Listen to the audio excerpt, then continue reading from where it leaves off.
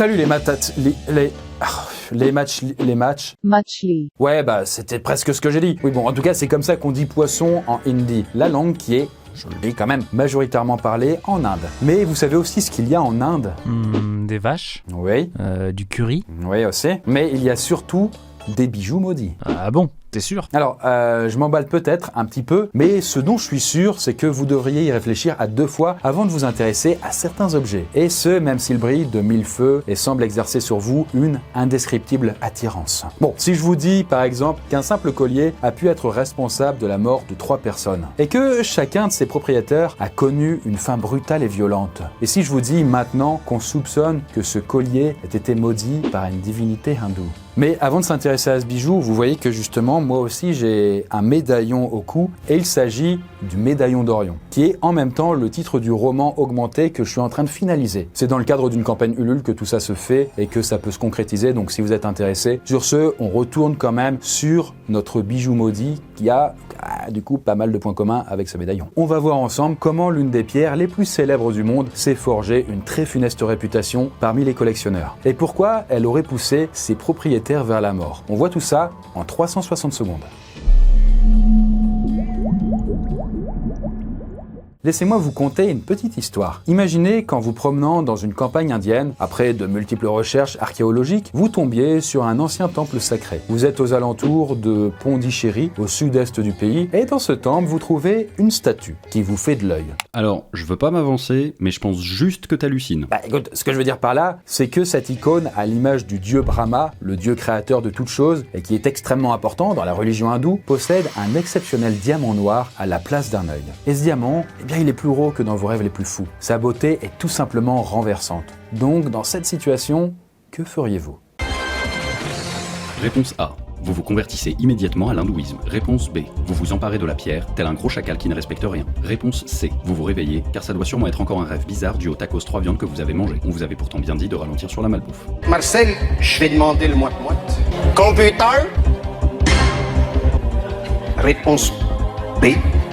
Eh bien, en tout cas, la réponse choisie par un prêtre jésuite qui passait par là au 19e siècle est la réponse B. C'est honteux! Et ouais, visiblement, même un homme de foi n'a pas pu résister à l'attrait d'une pierre de 195 carats. Et bon, le bonhomme ne se doutait pas que sa convoitise allait foudroyer son karma et celui de tous les futurs possesseurs du diamant. Comment c'est possible qu'une simple pierre puisse acquérir un tel pouvoir? Eh bien, la réponse à cette question fait appel à des croyances occultes. Et oui, voler l'attribut sacré d'une divinité, c'est rarement une bonne idée. Les légendes racontent qu'une malédiction suivra l'objet jusqu'à ce qu'il retourne là où est sa place, c'est-à-dire auprès de son dieu. Toutes les personnes qui approcheront l'objet maudit risquent alors d'attirer la colère divine et de connaître tourments et tragédies. Et la malédiction n'a pas tardé à se manifester puisque le voleur serait mort de manière particulièrement tragique. Suite à sa disparition, la trace du diamant a été perdue pendant plusieurs années. Mais lorsqu'il réapparaît, tout s'enchaîne. C'est un joaillier du nom de J.W. Paris qui se trouve alors en possession du joyau et le ramène à New York pour le vendre. Et évidemment, cette magnifique gemme ensorcelée tape très vite dans l'œil d'un potentiel acheteur. Mais à peine la transaction terminée et la vente enfin conclue, le joaillier se jette du haut d'un gratte-ciel et s'écrase au milieu de New York. Et ce serait la faute du diamant? À vrai dire, on ne sait pas du tout ce qui l'a poussé au suicide. On a retrouvé 2 lettres, une adressée à sa femme et une pour un ami, mais on ne sait pas ce qu'elles contenaient. L'homme devient donc la première victime connue du diamant noir. Les 2 autres victimes interviennent 15 ans plus tard. Tout d'abord, il s'agit de la princesse Nadia Yevgeny Orlov, une princesse russe. Elle est mariée à un diamantaire italien et rentre en possession du diamant maudit. Lorsqu'elle veut s'en débarrasser, elle revend le joyau à une autre princesse russe, en 1947. C'est là qu'on commence à sérieusement s'inquiéter, puisque toutes 2 mettent fin à leur jour quelques mois à peine après la vente. Et devinez par quel moyen? En se défenestrant. Exactement comme le joaillier qui détenait le diamant auparavant. Le diamant ne semble pas apprécier les changements de propriétaire. Vous vous en doutez, il n'en fallait pas plus pour qu'on se rende compte que le diamant était maudit. Et c'est à ce moment qu'on lui attribue son nom, le Black Orlov, en référence donc au nom d'une des princesses disparues. Et pour briser ce mauvais sort, on prend une décision radicale.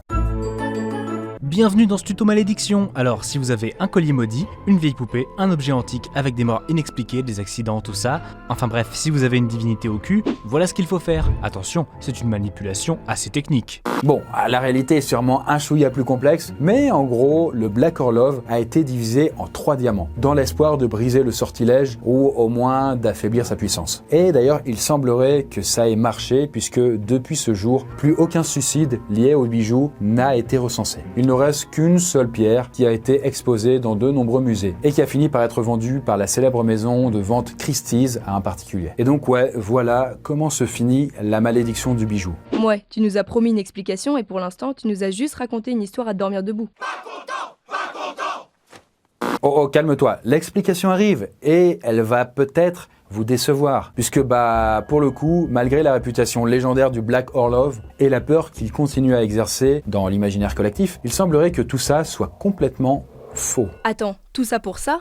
Écoute, désolé, mais quand on regarde de plus près, on n'a aucune trace de diamants noirs en Inde. On les trouve généralement plutôt en Afrique ou au Brésil. Quant au premier suicide, on ne trouve aucun nom correspondant à Monsieur Paris parmi la liste des décès de l'année correspondante. Certains disent aussi que le joaillier souffrait en fait d'une sévère anxiété et avait un train de vie plutôt exténuant. Sa mort pourrait donc n'avoir aucun lien avec le bijou finalement. Mais il reste les 2 princesses quand même. Justement, leur existence est assez douteuse. La princesse Orlov serait en fait complètement fictive. Son nom fait d'ailleurs écho à celui d'une princesse bien différente, qui est morte de mort naturelle. La seconde princesse semble au contraire avoir vécu très longtemps. Dans tous les cas, on ne trouve aucune trace de suicide, ni de transaction du bijou, dans leurs histoires respectives. Fabulation, mensonge, trahison. Je sais, ouais, ça fait mal. De toute façon, si on retrace la chronologie de la légende, le diamant semble avoir complètement disparu pendant de longues périodes, ce qui est quand même assez étonnant pour un diamant d'une telle rareté. Généralement, en fait, ce type de transaction est documenté. Ce qui est sûr, en tout cas, c'est que cette histoire a fait couler beaucoup d'encre et a rendu le joyau très populaire. Ses prétendus pouvoirs continuent d'ailleurs à défrayer la chronique, parce que par exemple, en 2006, l'actrice Felicity Huffman devait le porter lors d'une cérémonie de remise de prix, mais elle y aurait renoncé par peur de la malédiction. Il n'en fallait pas moins pour relancer la légende autour du Black Orlov. Alors, malédiction indienne ou tissu de mensonges, cette histoire est surtout révélatrice de la capacité qu'ont les bijoux et les joyaux à attirer toutes sortes d'émotions et à stimuler l'imagination des êtres humains à travers les siècles. Voilà, la vidéo est terminée, on espère que ça vous a plu. Attends, fais voir, il est super stylé ton collier. Merci, c'est un vieux truc, un bijou de famille qui vient du sud, enfin tu vois le genre. Par contre, il fait une lumière un peu bizarre, t'es sûr que ça va? Je crois que j'entends une musique, tu l'entends aussi? Non, attends, assieds-toi quand même. Elle m'appelle, j'entends bande organisée, il faut que j'y aille. Non, meuf, tu me fais peur, arrête, ne saute pas. Je contrôle plus mon corps, ça fait Zumba Café. Non.